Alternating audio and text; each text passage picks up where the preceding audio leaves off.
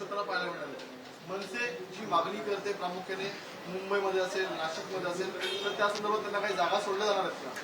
असं आहे की जेव्हा महायुती होतं तेव्हा महायुतीमध्ये सर्वच घटक पक्षाचे लोक एकत्र येऊन आम्ही जे 51%चा या ठिकाणी लढाईचा प्रयत्न करतो आहे, 51%ची प्रत्येक बूथवर प्रत्येक मतदारसंघात लढण्याचा आम्ही विचार करतो आहे, 51% मतं घेण्याचा विचार करतो आहे।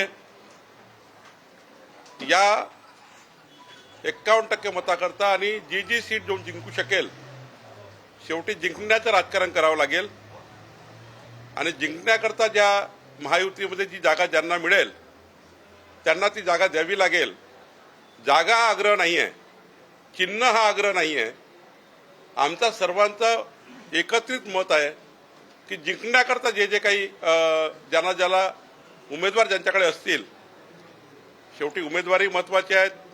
मोदींचा विकसित भारताचा संकल्प आहे, त्यामुळे मला वाटतं आम्ही योग्य पद्धतीने याचं वाटप होईल आणि राजसाहेबांना सुद्धा योग्य पद्धतीने त्या ठिकाणी स्थान मिळेल असं मला वाटतं। संजय राऊतांनी सकाळीच आता पंतप्रधान नरेंद्र मोदींना औरंगजेब म्हणली, ज्या प्रकारे औरंगजेब सगळ्यांनाच घेऊन जात होते त्या प्रकारे आता हे मोदी ह्या काळातले औरंगजेब आहेत, सगळ्यांना गिळंकृत करतात असं ते म्हणतात। संजय राऊतांचं उत्तर नितेश राणेंनी दिलं आहे, पण सध्या मला असं वाटतं आहे की मोदीजीबद्दल ज्या पद्धतीने संजय राऊतांनी काल अत्यंत खालच्या भाषेतली टीका केली आहे, मला वाटतं संजय राऊत हे सोनिया गांधी यांच्या हॉस्पिटलमध्ये उदयनिधी स्टॅलिन यांची जीभ घेऊन त्यांचं ऑपरेशन करून आले आहेत।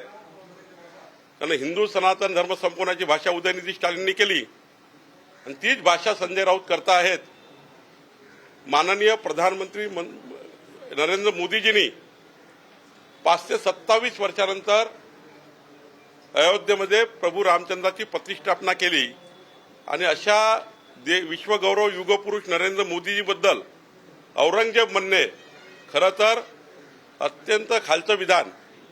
खरं तर त्यांची जीभच बदलली आहे आणि चष्मा तर मला माहित नाही कुठला लावला, त्यांचा चष्मा आता 4 पटीने वाढलेला दिसतोय, त्यामुळे दिसतही नाही आणि तोंडाने सुद्धा या पद्धतीने बोलतात। संपूर्ण देश मोदींच्या मागे उभा आहे, संपूर्ण विश्व मोदींच्या मागे उभा आहे।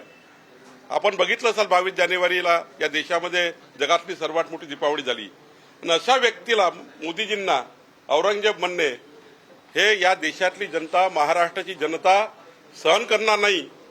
मोदीजींना औरंगजेब म्हणणे हे महाराष्ट्राची जनता कधीच सहन करणार नाही। येणाऱ्या निवडणुकीमध्ये उद्धव ठाकरेंना आणि महाविकास आघाडीला जनता जागा दाखवल्याशिवाय राहणार नाही। मोदीजीवर टीका करणे म्हणजेच या ठिकाणी या देशाच्या जनतेला खऱ्या अर्थाने डिवचणे आहे असं मला वाटतं।